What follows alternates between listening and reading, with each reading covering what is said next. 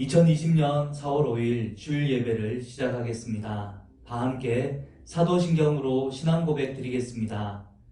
전능하사 천지를 만드신 하나님 아버지를 내가 믿사오며 그 외아들 우리 주 예수 그리스도를 믿사오니 이는 성령으로 잉태하사 동정녀 마리아에게 나시고 본디오 빌라도에게 고난을 받으사 십자가에 못 박혀 죽으시고 장사한 지 사흘 만에 죽은 자 가운데서 다시 살아나시며 하늘에 오르사 전능하신 하나님 우편에 앉아 계시다가 저리로서 산자와 죽은 자를 심판하러 오시리라. 성령을 믿사오며 거룩한 공회와 성도가 서로 교통하는 것과 죄를 사하여 주시는 것과 몸이 다시 사는 것과 영원히 사는 것을 믿사옵나이다. 아멘.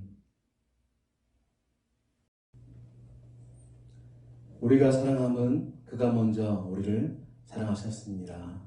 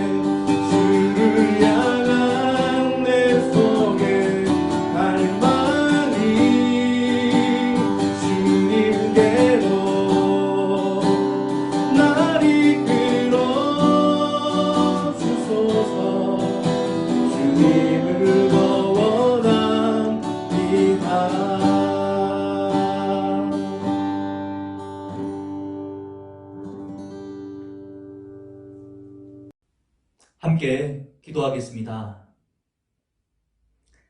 시온에 따라 크게 기뻐할지어다.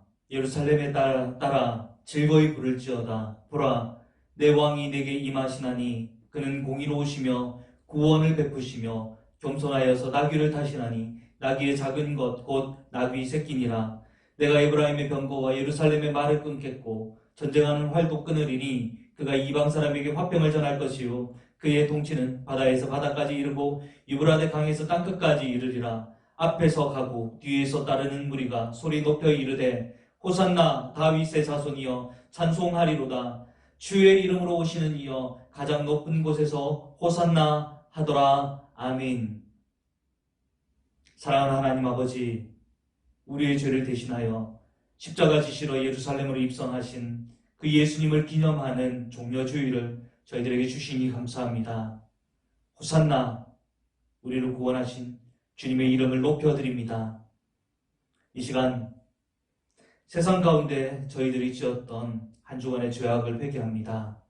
주의 백성답지 않게 말하고 행동한 것들, 마음속으로 품은 악한 생각들, 삶의 중요한 결정을 내릴 때에도 하나님 없이 내가 주인이 되어 살았던 모든 순간들을 회개합니다. 이 모든 죄악들을 주의 보혈로 깨끗이 씻어주시옵고 나귀 새끼를 타고 오신 겸손의 왕 예수님을 기억하며 세상 유혹과 죄를 떨쳐버리고 십자가의 길을 걸어갈 수 있도록 우리를 인도하여 주시옵소서. 이제 성경 말씀을 통하여 우리를 향하신 주님의 뜻을 알고 그 뜻에 순종하기 원합니다. 성령 하나님, 이 시간 우리의 심령을 밝혀주시고 옳은 길로 인도하여 주옵소서. 예수 그리스도 이름으로 기도드립니다. 아멘. 오늘 우리에게 주시는 하나님의 말씀은 마가복음 10장 51절과 52절 두 절입니다. 함께 찾으신 분들은 같이 읽겠습니다. 예수께서 말씀하여 이르시되 네게 무엇을 하여 주기를 원하느냐? 맹인이 이르되 선생님이여 보기를 원하나이다. 예수께서 이르시되 가라, 내 믿음이 너를 구원하였느니라 하시니 그가 곧 보게 되어 예수를 길에서 따르니라. 아멘. 오늘 우리가 읽은 본문은 예수님께서 고난주간을 보내시기 위해 예루살렘으로 올라가시기 전 여리고 마을에 들러 한 병자를 마지막으로 고쳐주시는 사건을 다루고 있습니다. 여리고에 사는 맹인 거지 바디메오, 설정 자체가 무엇인가의 메시지를 담고 있는 듯이 보입니다. 여리고라는 섬은 굉장히 부유한 사람들이 모여 사는 동네였습니다. 부자들이 사는 동네이다 보니 지나가는 길목에 강도떼들이 호시탐탐 부유한 사람들의 지갑을 노리고 강도짓을 한다고 알려진 곳입니다. 여리고, 그 이름의 뜻은 장미꽃 향기입니다. 장미꽃이 많이 피는 부유한 동네 여리고. 그런데 이러한 도시의 배경과는 전혀 어울리지 않는 한 사람이 살고 있었습니다. 누굽니까? 맹인 거지 바디메오입니다. 부유한 여리고 마을에 사는 맹인 거지 바디메오, 뭔가 부자연스럽죠? 바디메오의 이름이 뜻이 무엇이냐면 불결의 아들이라는 뜻입니다. 바라는 뜻이 이 아들이라는 뜻이고 디메오라는 이름의 뜻이 이 불결이라는 뜻입니다. 두 단어를 합치면 불결의 아들이라는 뜻이 됩니다. 바디메오의 아버지는 왜 자기 아들의 이름을 불결의 아들이라고 지었을까요? 아마도 그가 맹인으로 태어났기 때문일 것입니다. 유대인들은 태어나면서부터 장애나 병을 가지고 태어나면 그것이 부모의 죄 때문에 벌을 받은 것이거나 아니면 아기가 엄마 뱃속에서 모태에서 죄를 지었기 때문에 그것 때문에 받는 벌이라고 생각을 했습니다. 좀 엉뚱한 해석이죠. 이 아이가 태어났을 때 어떠한 가정 환경을 가지고 있으리라 여러분 예상이 되죠. 하지만 성경이 그 부분에 대해서는 구체적으로 말하지 않기 때문에 억측은 하지 않겠습니다. 아무튼 이 바디메오는 좋지 못한 가정 환경에서 장애를 안고 태어나 사람들에게 부정한 존재로 여겨졌으며 생계를 위한 다른 활동도 할 수 없어서 부유한 마을 사람들에게 동냥짓을 하며 여태껏 거지로 살아온 인생임을 알 수 있습니다. 비록 눈은 보이지 않았지만 그는 저작거리에서 들려오는 소문은 들을 수는 있었습니다. 예수님에 대한 소식, 그 소식을 항상 관심 있게 듣고 있던 사람이었습니다. 그의 귀를 솔깃하게 해주는 소식들이 있었습니다. 예수께서 이미 수차례 자신들과 같은 맹인들을 고쳐주셨다는 소문입니다. 마가복음 7장 32절부터 35절, 사람들이 귀 먹고 말 더듬는 자를 데리고 예수께 나와 안수하여 주시기를 간구하거늘 예수께서 그 사람을 따로 데리고 무리를 떠나사 손가락을 그의 양 귀에 넣고 침을 뱉어 그의 혀에 손을 대시며 하늘을 우러러 단식하며 그에게 이르시되 에바다 하시니 이는 열리라는 뜻이라. 그의 귀가 열리고 혀가 맺힌 것이 곧 풀려 말이 분명하여졌더라. 마가복음 8장 23절부터 25절입니다. 예수께서 맹인의 손을 붙잡으시고 마을 밖으로 데리고 나가사 눈에 침을 뱉으시며 그에게 안수하시고 무엇이 보이느냐 물으니 쳐다보며 이르되 사람들이 보이나이다. 나무 같은 것들이 걸어다니는 가는 것을 보나이다 하거늘 이에 그 눈에 다시 안수하심에 그가 주목하여 보더니 나아서 모든 것을 밝히 보는지라. 지금까지 소문으로 예수님의 소식을 듣고 있었는데 그 예수님이 여리고성을 지나고 있다는 이야기를 들었을 때 바디메오의 심정은 어떠했을까요? 그의 심정은 두근거리기 시작했습니다. 나는 비록 예수님을 볼 수 없지만 만약 예수님이 나를 바라봐 주신다면, 예수님이 자신을 볼 수 있게 만드는 것이 관건이었습니다. 보이지 않는 그가 할 수 있는 것은 단 한 가지, 큰 소리로 예수님을 부르는 것뿐이었습니다. 그가 예수님께 도움을 요청하는 장면을 함께 읽어봅시다. 마가복음 10장 47절부터 48절 말씀입니다. 나사렛 예수시란 말을 듣고 소리 질러 이르되 다윗의 자손 예수여 나를 불쌍히 여기소서 하거늘 많은 사람이 꾸짖어 잠잠하라 하되 그가 더욱 크게 소리 질러 이르되 다윗의 자손이여 나를 불쌍히 여기소서 하는지라. 사람들은 간절히 예수님을 부르짖는 바디메오에게 조용히 하라고 꾸짖었습니다. 바디메오를 꾸짖은 사람들은 사실은 바디메오에게는 굉장히 중요한 사람들이죠. 지금까지 그 사람들이 동냥해주는 돈으로 먹고 살았죠. 그렇다면 그들은 바디메오에게 굉장히 중요한 사람들입니다. 그런데 바디메오는 그런 중요한 사람들이 자신을 향하여 꾸짖으면 꾸짖을수록 더 큰 소리로 예수님을 향해서 소리를 높였습니다. 바디메오가 예수님을 향해 무엇이라고 불렀습니까? 다윗의 자손 예수시여. 맹인이라고 해서 성경을 모르는 것이 아닙니다. 그는 하나님께서 이스라엘 백성들을 구원해 주시기 위해 보내신 메시아가 다윗의 자손으로 오실 것임을 알고 있었습니다. 예수께 자신을 향하여 봐달라고, 한번 봐달라고 더 큰 소리로 그는 외쳤습니다. 다윗의 자손 예수여, 다윗의 자손 예수여, 나를 불쌍히 여기소서. 마침내 예수님이 그의 소리를 들으시고 그를 부르셨습니다. 사람들이 바디메오에게 가서 예수께서 너를 부르신다라고 말해주니 바디메오는 그 자리에서 일어나 자신의 겉옷을 벗어 던지고 예수님께로 달려나갔습니다. 유대인들의 겉옷은 그냥 패션 개념이 아닙니다. 오늘 입은 것을 벗고 또 저 좋아 보이는 옷으로 갈아입고 이런 개념이 아닙니다. 바디메오에게 특별히 그 겉옷이라는 겉옷의 의미는 밤에는 추위로부터 자신을 보호해주고 낮에는 내리쬐는 뜨거운 햇볕으로부터 동냥질하던 자신을 지켜주었던 아주 소중한 존재입니다. 그러한 겉옷을 벗어 던진 후에 그는 뛰어갔습니다. 보이지도 않는데 뛰어 예수님 앞으로 나아간 것입니다. 예수께서 바디메오를 고쳐주신 명장면을 다시 한 번 더 우리 읽어봅시다. 51절과 52절입니다. 예수께서 말씀하여 이르시되 네게 무엇을 하여 주기를 원하느냐? 맹인이 이르되 선생님이시여 보기를 원하나이다. 예수께서 이르시되 가라 내 믿음이 너를 구원하였느니라 하시니 그가 곧 보게 되어 예수를 길에서 따르니라. 아멘. 여러분, 최근 3번 연속 저는 예수님께서 병자를 고쳐준 사건에 대해서 설교를 하고 있습니다. 어떤 병에 걸린 사람들이었습니까? 회당장 야이로의 12살 먹은 딸. 그녀는 예수님께서 집에 도착하셨을 때 이미 죽어 있었습니다. 또 12해 동안 혈루증을 앓고 있었던 여인. 그녀는 많은 의사에게 치료가 아니라 고통을 받고 있었던 사람입니다. 지난 수요일에는 수로보니게 여인의 더러운 귀신 들린 딸에 대해서 살펴보았습니다. 이 세 사건에 등장한 환자들은 한 개인의 아픈 상태로 이해해서는 안 되고 유대 사회 전체의 영적인 상태를 의미하는 것이라고 말씀드렸습니다. 영혼을 살려야 하는 지도자였지만 자신의 딸의 죽음 앞에서조차 아무것도 할 수 없었던 회당장 야이로. 병을 고쳐주어야 할 의사에게 치료가 아니라 괴로움을 받았던 여인.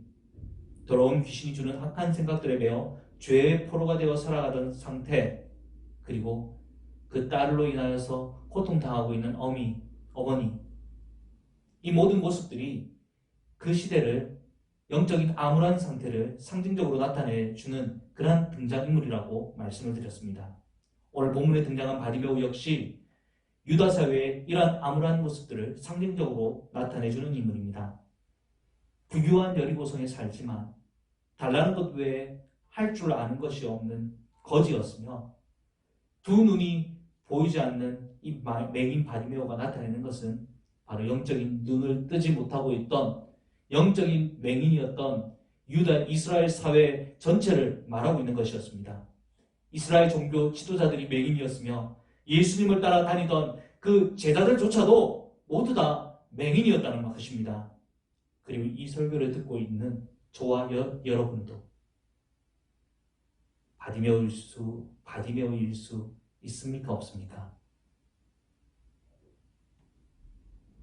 이 사건 이후로 예수님은 예루살렘 성 안으로 들어가셨습니다.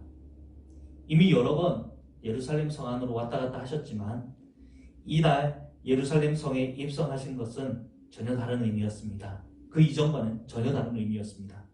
이제 모든 사람들 앞에서 숨기지 않고 당신이 하나님이 보낸 메시아이시며 이 땅의 왕으로 오셨음을 드러내놓고 예수님은 선포하셨습니다. 수백 년 전 스가랴 선지자는 이날 메시아의 예루살렘 입성을 예언하였습니다. 스가랴서 9장 9절입니다. 시온에 따라 크게 기뻐할지어다. 예루살렘에 따라 즐거이 부를지어다. 보라, 내 왕이 내게 임하시나니 그는 공의로우시며 구원을 베푸시며 겸손하여서 나귀를 타시나니 나귀의 작은 것 곧 나귀 새끼니라. 아멘. 예수님은 예루살렘에 입성하시기 전에 이 제자들에게 두 제자에게 나귀 새끼를 끌고 오라고 말씀하셨습니다. 옛 선지자의 예언을 그대로 이루시기 위함이셨습니다. 신기한 것은 예수님께서 예언대로 나귀 새끼를 타고 입성하셨음에도 불구하고 그곳에 예수님을 환영하러 온 모든 무리들은 예수님이 입성하신 이유를 전혀 몰랐다는 것입니다. 예수님 당시 나라 간의 전쟁에서 왕의 사신을 말에 태워 보내다. 아주 건장한 말이죠. 이 말에 태워 보낸다면 서로 싸워보자는 것입니다. 한번 싸워보자는 것이죠. 그런데 나귀에다가 왕이 사신을 태워서 보내면 그 나라와 화평을 하자는 것입니다. 예수님께서 지금 무엇을 타셨죠? 말이 아니라 나귀를 타고 오셨습니다. 나귀를 타시고 예루살렘으로 입성하시는데도 불구하고 제자들을 비롯한 모든 무리들은 지금 어떻게 생각을 하고 있습니까? 싸우러 왔다고 생각을 하고 있었던 것입니다. 로마 정부와 전쟁을 하여서 그가 이스라엘을 독립시켜 주실 줄 알고 그래서 이 백성들은 지금 예수님께 종려나무 가지를 들고 환호하였던 것입니다. 마가복음 11장 9절부터 10절입니다. 앞에서 가고 뒤에서 따르는 자들이 소리 지르되 호산나 찬송하리로다. 주의 이름으로 오시는 이여 찬송하리로다. 오는 우리 조상 다윗의 나라여 가장 높은 곳에서 호산나 하더라. 아멘. 구원하실 분이라고 지금 노래하고 있지만 그들이 구원한다라는 의미는 예수님께서 그들을 구원하시기 위해서 오신 의미와는 전혀 다른 것입니다. 예수님은 누구와 누구의 관계를 화평하게 만들려고 오신 것입니까? 하나님과 원수된 백성들 사이에 맡긴 담을 하시고 인간을 죄에서 구원해 주시려고 지금 나귀를 타고 오신 메시아이십니다. 그곳에 있었던 사람들은 성경을 모르는 것이 아닙니다. 성경을 달달달 외우고 있던 사람들입니다. 그런데 성경도 알고 있었고 두 눈도 멀쩡하여서 나귀 새끼를 타고 입성하시는 예수님을 보았음에도 불구하고 그들은 영적인 맹인이라 예수님이 하나님이신 것을 알지 못하였습니다. 여러분, 저와 여러분은 예수님을 누구시라고 생각하십니까? 예수님은 저와 여러분을 구원해 주시기 위해 오신 구원자이시며 우리의 왕이시며 우리의 인생을 만드실 뿐만 아니라 다시 사신 주인이십니다. 여러분, 이 사실을 믿으시기 바랍니다. 아멘. 예수님이 우리의 구원자이시고 우리의 왕이시고 우리의 주인이심을 알았다면 저와 여러분은 무엇을 해야 됩니까? 이제 여러분과 제가 반응해야 될 그 반응은 무엇입니까? 바디메오가 예수님을 만난 후에 어떻게 행동했는지를 생각해 보십시오.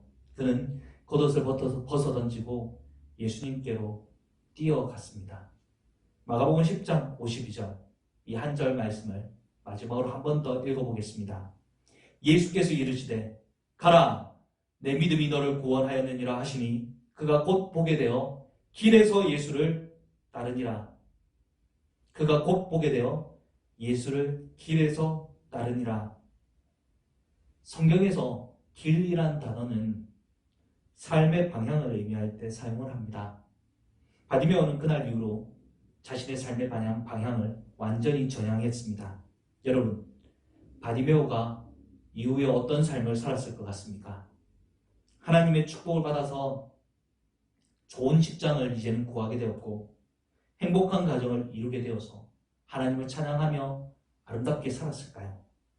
물론 그럴 수도 있겠죠. 그러나 조금만 합리적으로 생각해 본다면 일평생 구걸만 하며 살아온 거지가 눈을 떴습니다. 지금까지 배워온 것이 없습니다. 그런 거지가 눈을 떴다고 해서 좋은 직장을 얻고 세상 사람들이 추구하는 행복을 누리면서 살 수 있었을까요? 오히려 맹인 거지로 살던 때보다 그는 더 좋지 못한 환경 속에서 살았을지도 모릅니다. 그러나 그는 자신의 삶의 방향을 정확히 했습니다. 지금까지 자신에게 돈을 제공해 준 사람들의 꾸중에도 불구하고 더 큰 소리로 예수님께 도움을 요청했으며 맹인 거지였을 때 자신을 지켜주었던 겉옷을 벗어 던져버리고 예수님께 뛰어갔습니다. 그리고 구원을 선물로 받은 이후에는 길에서 예수님을 따르는 사람이 되었습니다. 저와 여러분 오늘부터 일주일간 고난주간을 보내게 됩니다. 이번 고난주간에는 예수님께서 십자가에 매달려 죽으시기 전 걸어가신 길을 매일매일 함께 살펴보며 예수님의 사랑과 그 은혜에 다시 한 번 더 감사드리며 또한 나도 십자가의 길을 따라가리라 다시 한 번 더 결심하는 그러한 시간이 되시기를 주님의 이름으로 축복합니다. 아멘. 마지막으로 우리 내게 있는 향유 옥합 함께 찬양한 후에 기도하겠습니다.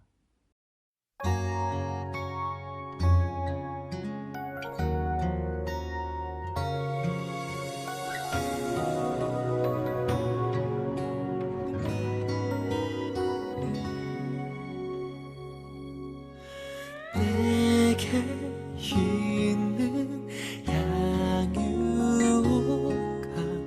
주께 가져와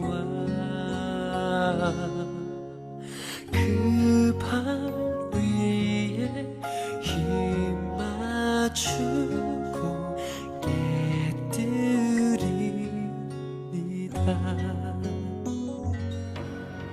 세상 가장 낮은 곳에 주가 계시니 내가 가진 어떤 것도 아깝지 않아. 나를 위해 험한 산길 오르신 그 발 걸음마다 그 신사랑 새겨놓았네.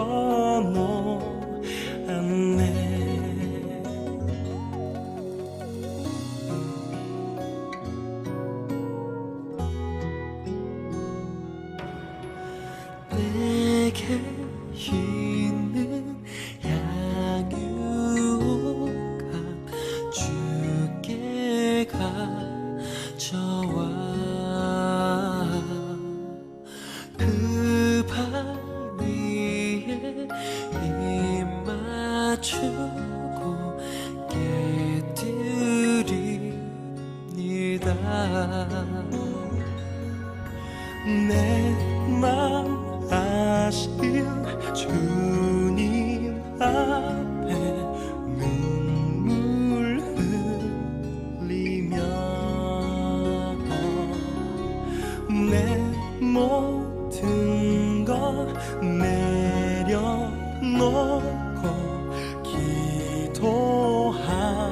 기도합니다. 나를 위해 십자가에 오르신 그 발 흘린 피로 나의 죄를 대속하셨네.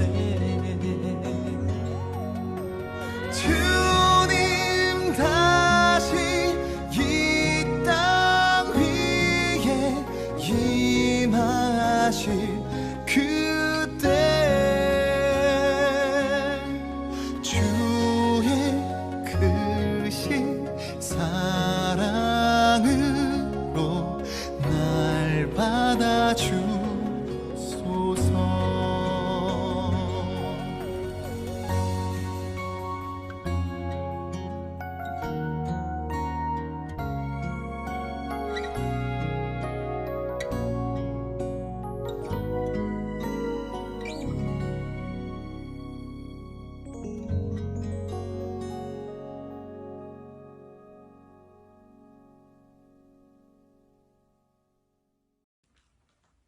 기도드리겠습니다. 하나님 아버지, 이번 한 주간 예수께서 걸어가신 발자취를 우리 모든 성도들과 함께 걸어가보며 매일매일 주님을 더 깊이 사랑하는 저희들이 되게 하여 주옵소서. 예수 그리스도 이름으로 기도드립니다. 아멘.